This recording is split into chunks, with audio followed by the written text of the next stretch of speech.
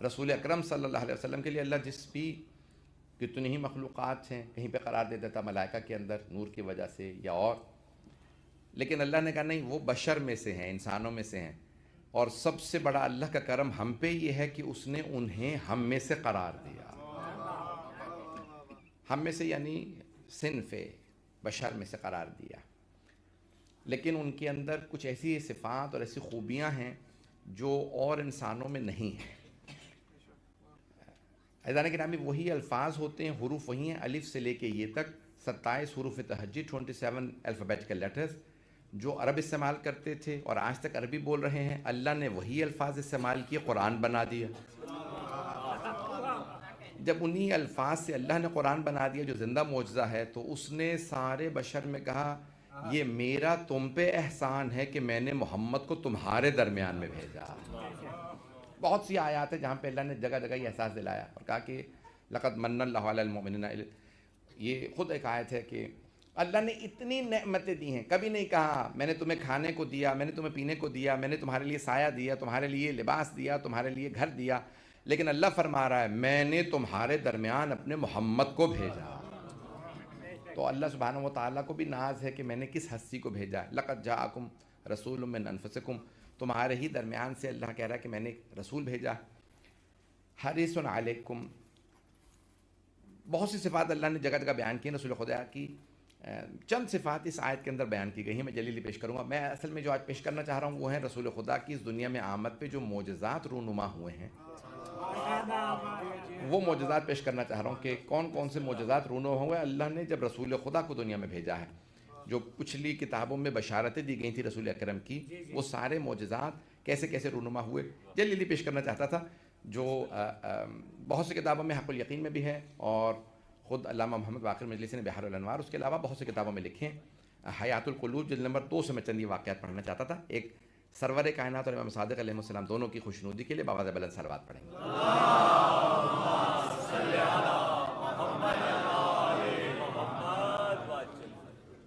تو اللہ ارشاد فرما رہا ہے کہ میں نے تمہارے درمیان میں سے ایک ایسے رسول کو بھیجا ہے کہ یہاں جو خوبیاں اللہ نے بیان کی ہیں، سب سے جو پہلی خوبی اللہ بیان کر رہا ہے رسول اکرم صلی اللہ علیہ وسلم کی، کہ اللہ کہہ رہا ہے کہ حریص علیکم ما عنتم، بہت سی خوبیاں رسول اکرم کی اللہ نے جگہ جگہ بیان کی ہیں، لیکن سورہ توبہ کے اندر اللہ کہہ رہا ہے، یہ آخری سوروں میں سے ہے، یہ مکی سوروں میں سے ہے جس کی بہت سی آیات ہیں، 100 سے زیادہ آیات ہیں، اور ایک طویل سورہ ہے قرآن کریم کا، یہ 9واں سورہ ہے، سورہ نمبر 9 ہے، سورہ انفال کے فوراً بعد ہے، جس کے اندر رسول اکرم کی بہت زیادہ صفات کو بیان کیا گیا ہے۔ جناب ابو طالب سے متعلق بھی آیات ہیں اور اہل بیت سے متعلق بھی آیات ہیں، اور اس کی تفسیر بہرحال کہ ابھی بڑے بڑے علماء نے بیان کی ہے، بہت اس میں فضائل کی آیات ہیں۔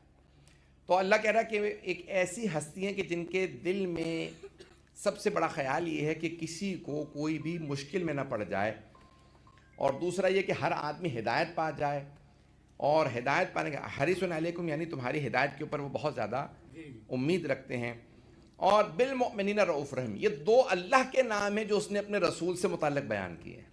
اللہ رؤوف بھی ہے، رحیم بھی ہے۔ اللہ فرما رہا ہے میرا حبیب محمد بھی رؤوف بھی ہے، رحیم بھی ہے۔ عزیزان گرامی، اللہ نے ساری مخلوقات کو خلق کیا ہے، خلق کرنے کے بعد وہ کہہ رہا ہے میرے ان دو ناموں کا مستحق اگر ہے تو وہ محمد مصطفیٰ۔ عزیزان گرامی، اگر حدیث ہوتی یا مثال کے طور پہ عالم کا قول ہوتا تو آپ 100 دفعہ سوچتے، لیکن یہ آیت ہے، اللہ نے قرآن میں اپنے لیے بھی فرمایا ہے کہ وہ رؤوف رحیم ہے، اور اپنے حبیب کے لیے فرمایا بالمؤمنین رؤوف رحیم۔ میرا حبیب صرف رحیم نہیں ہے، صرف رؤوف نہیں، رؤوف رحیم دونوں ہیں۔ رؤوف رأفت سے ہے، یعنی رقیق القلب، جس کا نرم دل ہوتا ہے، جو کسی کو مصیبت میں نہیں دیکھ پاتا۔ رحیم وہ کہ جو ہر انسان کے اوپر رحم کھاتا ہے۔ اللہ فرما رہا ہے میں رحمان الرحیم ہوں، اسی طرح سے میں نے اپنے لیے بھی کہا کہ اللہ سبحانہ و تعالیٰ مومنین کے لیے رؤوف رحیم ہے، ویسے ہی میرے حبیب بھی تمہارے لیے رؤوف رحیم ہے۔ رأفت یعنی رقیق القلب، نرم، سافٹ ہارٹڈ، جو کسی کی بھی تکلیف کو برداشت نہ کرے۔ یہاں تک ملتا ہے کہ رسول خدا جانوروں کی تکلیف کو برداشت نہیں کرتے تھے، یہاں تک ملتا ہے کہ آپ نے فرمایا خبردار جانوروں کو بھی بات تازیہ نہ مارنا۔ اور پرانے زمانے میں جب جانوروں کو لوگ مارک لگاتے تھے نا کہ یہ سارے کے سارے گھوڑے میرے ہیں، یہ اونٹ میرے ہیں، یہ بکریاں میری ہیں، یہ مثال کے طور پہ ایک گائے میری ہیں، تو کیا کرتے تھے وہ ایک لوہے کا مارک لوہے کو گرم کرتے تھے اور وہ پشت پہ لگاتے تھے، جسم پہ لگاتے تھے. تو رسول اکرم صلی اللہ علیہ وسلم نے اس سے منع کیا کہ یہ نہ کرنا. کہا یا رسول اللہ جانور پھر جو ہے مکس ہو جاتے ہیں، مخلوط ہو جاتے ہیں، معلوم نہیں پڑتا کہ کون سا جانور کس کا ہے، تو اس لیے ہم نشان لگا دیتے ہیں. کہا اگر نشان لگانا بھی ہو، اولاً تو میں چاہتا ہوں کہ نہ لگاؤ، اگر لگانا بھی ہو تو پھر چہرے پہ نشان نہ لگانا، پشت پہ نشان لگانا. کہا یا رسول اللہ چہرے پہ کیوں نہ لگائیں؟ کہا چہرے سے یہ بھی تسبیح کرتا ہے، عبادت کرتا ہے. آپ ایک اونٹنی پہ سوار ہیں اور ایک صحابی نے اس اونٹنی کو بہت زیادہ اچھلنے پہ تازیانہ مارا رسول اکرم کی اونٹنی کو. تو آپ نے فوراً روکا کہ تم نے میری اونٹنی کو تازیانہ کیوں مارا؟ قصوہ آپ کی اونٹنی کا نام تھا. آپ نے اپنے آج کل لوگ اپنے پیٹ کا نام رکھتے ہیں، اس زمانے میں جب تصور ہی نہیں تھا پیغمبر کے ہر جانور کا نام تھا، ہر سواری کا نام تھا، گھر میں ہر جانور کا نام تھا، آپ نے ہر چیز کا نام رکھا تھا. تو کہا میری اونٹنی کو قصوہ تم نے کیوں تازیانہ مارا؟ کہا یا رسول اللہ یہ آپ کو تنگ کر رہی تھی اس لیے میں نے تازیہ مارا. تازیانہ میں نے اس کو اس لیے مارا ہے کیونکہ یہ آپ کو تنگ کر رہی تھی. آپ نے فرمایا نہیں، یہ تنگ نہیں کر رہی تھی، یہ ناز کر رہی تھی، مجھ پہ محمد سوار ہے. یعنی رسول اکرم صلی اللہ علیہ وسلم صرف سمجھا سکتے ہیں کہ جانوروں کی کیفیت کیا ہے، یہ صرف معصوم سمجھا سکتے ہیں. ایموشنز کو سمجھنے کے لیے بھی انسان کو نفسیات کا ماہر ہونا چاہیے. جو جانوروں کے بھی ایموشنز کا خیال رکھے اسے حبیب خدا. اس جانور کے بھی ایموشنز کا خیال کر رہے ہیں کہ نہیں یہ تنگ نہیں کر رہی مجھے، یہ ناز کر رہی ہے، مجھ پہ سوار کون ہے، اس لیے زیادہ اچھل رہی ہے. اذان گرامی بہت زیادہ معجزات ذکر کیے گئے. علامہ محمد باقر مجلسی نے یہاں تک لکھا کہ جس دن سرور کائنات دنیا میں تشریف لائے تو اس دن جتنے بھی بت تھے وہ سب زمین پہ گر گئے تھے. سارے بت جو کعبے میں رکھے تھے وہ گر گئے، جو ایران میں بت تھے، جو یونان میں، جو مصر میں، جو ہندوستان میں، جتنے بت تھے وہ زمین پہ گر گئے. یہاں تک کہ شیطان سوچنے پہ مجبور ہوا کہ شرک کے جتنے مراکز ہیں وہ ختم ہو رہے ہیں، ہوا کیا ہے؟ اس نے سارے اپنے شیطانوں کو، شیاطین کو جمع کیا، چیلوں کو پوچھا کچھ حادثہ ہوا، کوئی واقعہ ہوا، یہ سارے شیطان کیوں گر گئے، یہ سارے کے سارے بت کیوں گر گئے؟ تو ایک شیطان نے کہا کہ مکے کی سرزمین پہ آخری نبی محمد مصطفیٰ کی آمد ہوئی ہے.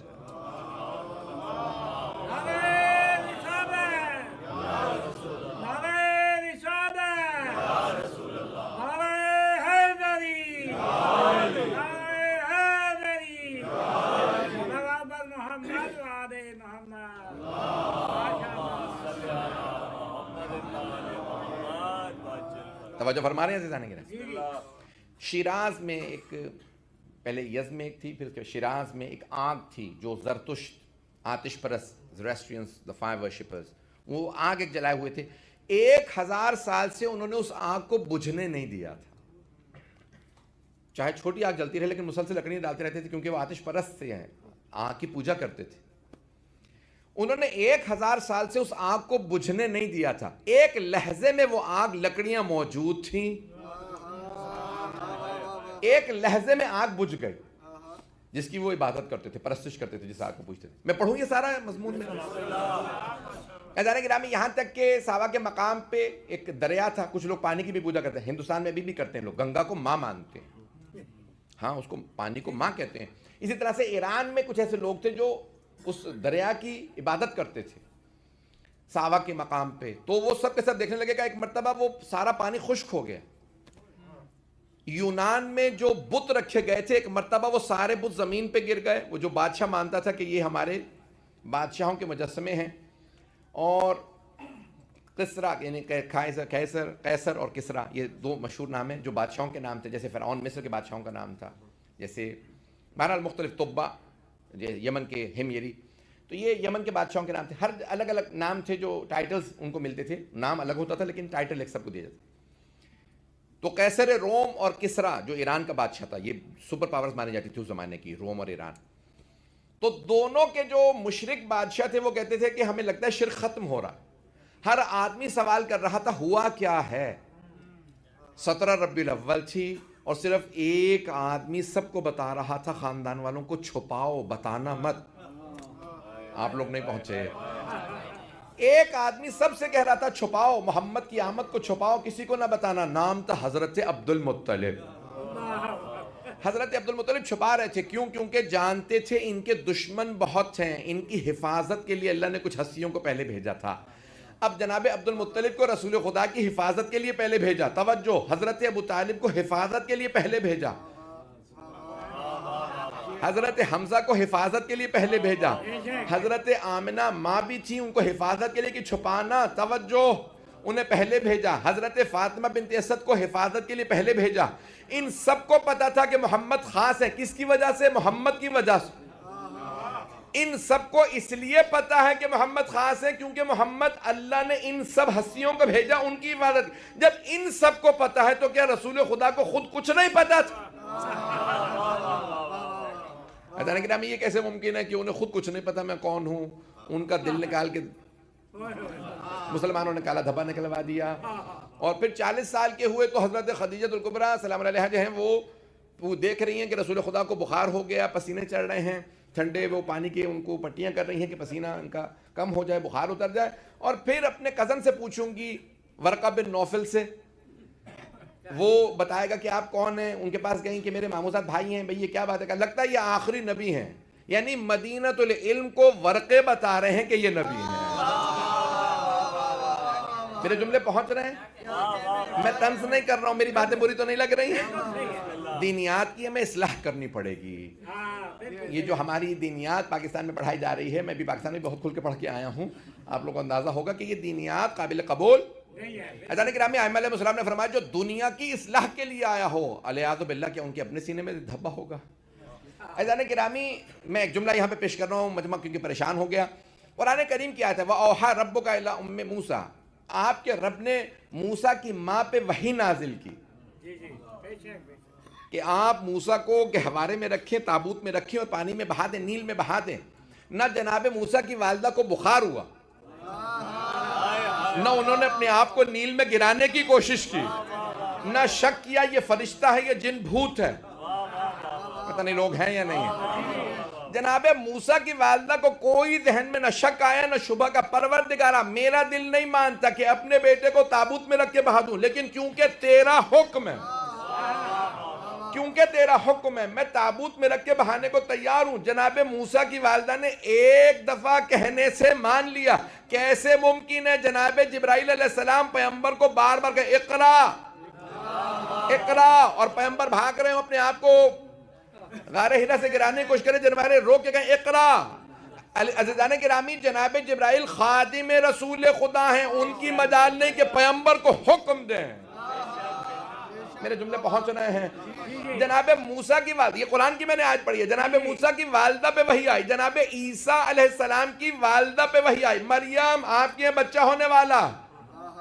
جناب مریم صلی اللہ علیہ نے فرمایا کہ میرے ہاں کیسے بچہ ہو سکتا ہے؟ وَلَمْ يَمْسَسْنِي الْبَشَرُ، بشر نے مجھے چھوا بھی نہیں ہے، میں پاک دامنہ ہوں۔ توجہ، اللہ نے جناب جبرائیل کے ذریعے فرمایا، اللہ کن فیکون کہتا ہے، اور جیسے اللہ نے آدم کو خلق کیا ویسے ہی آپ کی اولاد ہوگی۔ کہا لوگوں کو کیا جواب دوں گی؟ کہا آپ کے بولنے کی ضرورت ہی نہیں ہے، بچہ خود گواہی دے گا، میں بھی پاک ہوں، میری ماں پاک دامنہ ہے۔ اب پتہ چلا بچپنے کی گواہی چھوٹی نہیں ہوتی۔ جو پہنچ گئے انہیں سلام ہے۔ عزیزان گرامی جناب عیسیٰ علیہ السلام، اللہ کہہ رہا ہم نے عیسیٰ کی ماں پہ وحی نازل کی، موسیٰ کی ماں پہ۔ یہ جناب عیسیٰ کی والدہ، جناب موسیٰ کی والدہ کیا نبی تھیں؟ کیا رسول تھیں؟ کیا امام تھیں؟ نہیں۔ چلیں جناب مریم کے لیے ہمارے پاس دلیل موجود ہے قرآن کریم سے کہ معصومہ تھی۔ جناب موسیٰ علیہ السلام کی والدہ کے لیے تو دلیل بھی نہیں۔ عزیزان گرامی اللہ نے اتنا رتبہ دیا انہیں کہ ان کے اوپر کبھی ذہن میں نہ شبہ آیا نہ شک آیا، اللہ کے حکم کو مان رہی۔ کیسے ممکن ہے؟ سردار انبیاء، ان پہ وحی آئے اور انہیں معلوم نہ ہو۔ میرے جملے پہنچ رہے ہیں؟ عزیزان گرامی یہ عظمت ہے جناب سرور، یہ ہستیاں حضرت ابو طالب، حضرت عبد المطلب، یہ جو ہستیاں ہیں یہ عام ہستیاں نہیں ہیں۔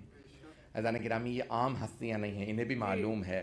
آئیں ذرا میں دوسرا معجزہ جلد سے پیش کر دوں کہ ستارے ٹوٹ ٹوٹ کے مکے میں گر رہے تھے، عاشق تھے کہ کس گھر کے اندر محمد آئے ہیں، کہ مولد النبی اگر آپ آج جائیں گے مکے تو صفا مروہ کی طرف سے اگر آپ خانہ کعبہ سے باہر نکلے تو اس علاقے کے محلے کا نام ہے مولد النبی، وہاں پہ گھر بنا ہوا ہے، مکتبۃ مکۃ المکرمہ، لائبریری ہے، مکہ لائبریری ہے، وہ گھر تھا حضرت عبداللہ حضرت آمنہ۔ اور وہیں پہ سرور کائنات کی ولادت ہوئی، اسی گھر کے اندر ولادت ہوئی ہے۔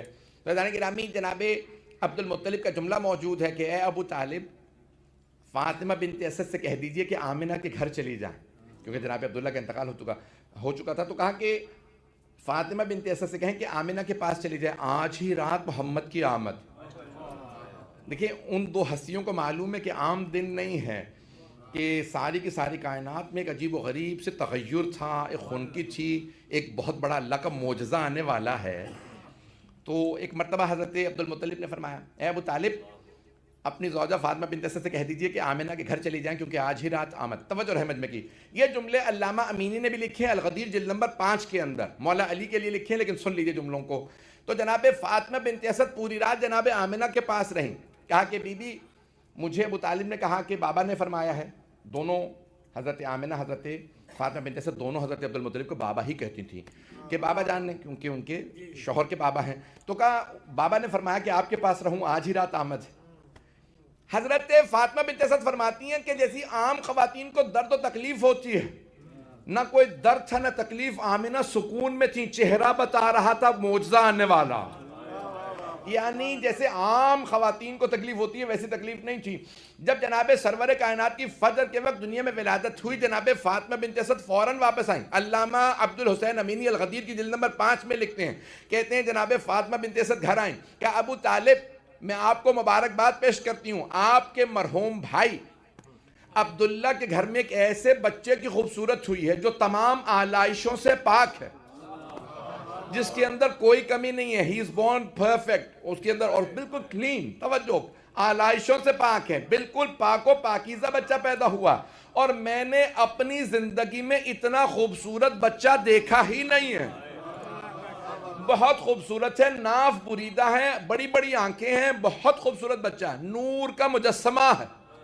تو جناب ابو طالب نے مسکرا کے فرمایا، علامہ امینی کہتے ہیں کہ حدیث میں ہے کہ حضرت ابو طالب نے فرمایا اے فاطمہ بنت اسد، میں آپ کو بھی ایک ایسے ہی بچے کی بشارت دیتا ہوں آج سے 30 برس بعد، جس میں یہ ساری خوبیاں ہوں گی جو میرے بھتیجے میں، الا النبوہ، سوائے نبوت کے،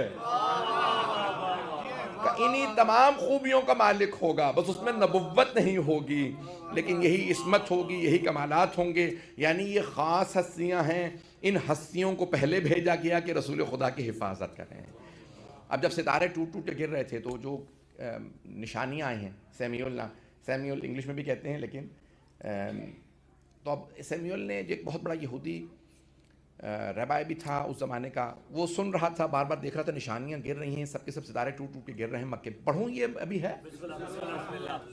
تو ایک مرتبہ مکے کے اندر یہ ساری کی ساری نشانیاں رونما ہو رہی ہیں، تو اس نے کہا کہ بھی مجھے جانا ہے کسی سرزمین پہ یہ سارے ستارے ٹوٹ کے گرے۔ مکے پہنچا، ایک آدمی سے پوچھا کہ میں نے اس طرح کی نشانیاں دیکھی ہیں، کوئی معلوم ہے کہ کچھ یہاں ہوا ہے؟ اس آدمی نے کہا کوئی جانتا ہو نہ جانتا ہو، مکے کے سردار ہیں عبد المطلب، ان سے پوچھ لو، انہیں معلوم ہوگا۔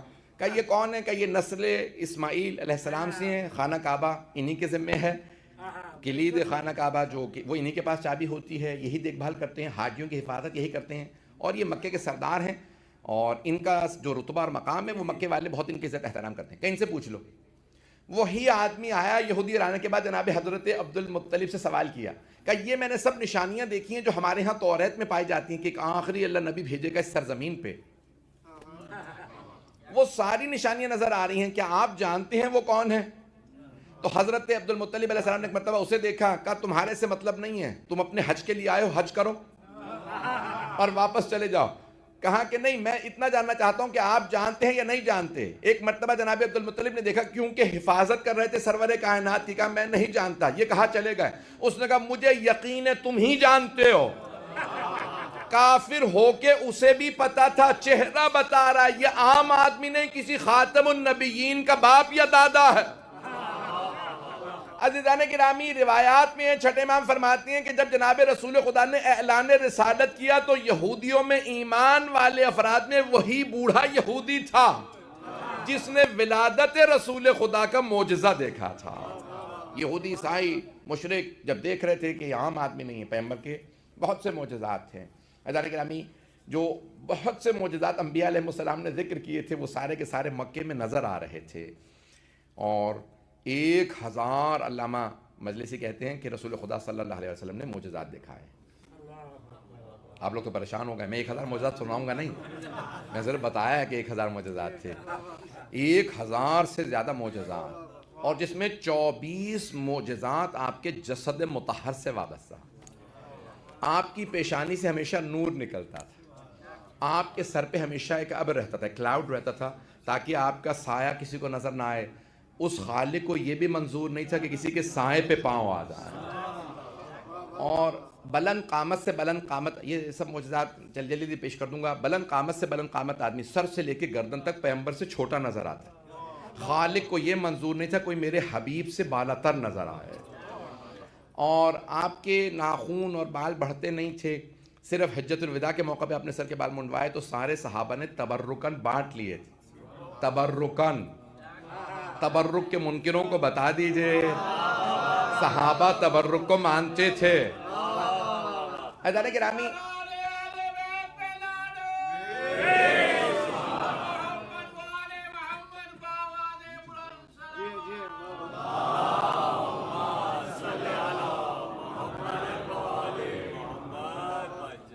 عزیزان گرامی, جناب سرور کائنات کے پشت پہ مہر نبوت تھا جس پہ لکھا تھا خاتم النبیین. اگر کبھی اس سے کپڑا ہٹ جاتا تو آسمان سے اس کا نور جا ملتا تھا. اور یہاں تک ملتا ہے کہ آپ کے ہاتھوں میں جب سنگریزے آتے تھے, پیبلز یا سٹون, رسول خدا ہاتھوں میں اٹھا لیتے تھے, سنگریزوں کو اٹھاتے تھے, ہاتھ پہ رکھتے تھے تو وہ تسبیح کرنے لگتے تھے. سنگریزے پڑھتے تھے سبحان اللہ والحمد للہ ولا الہ الا اللہ واللہ اکبر. عزیزان گرامی, جناب سرور کائنات کے لیے ملتا ہے کہ آپ کے لعاب دہن کا اثر یہ تھا, حصہ اگر کسی بیمار کو لگا دیتے تھے وہ شفا پا جاتا. خشک کنویں میں ڈالتے تھے وہ کنواں بھر جاتا تھا پانی سے. کھارے پانی میں ڈالتے تھے پانی میٹھا ہو جاتا تھا. یہ آپ کے لعاب دہن کا اثر تھا.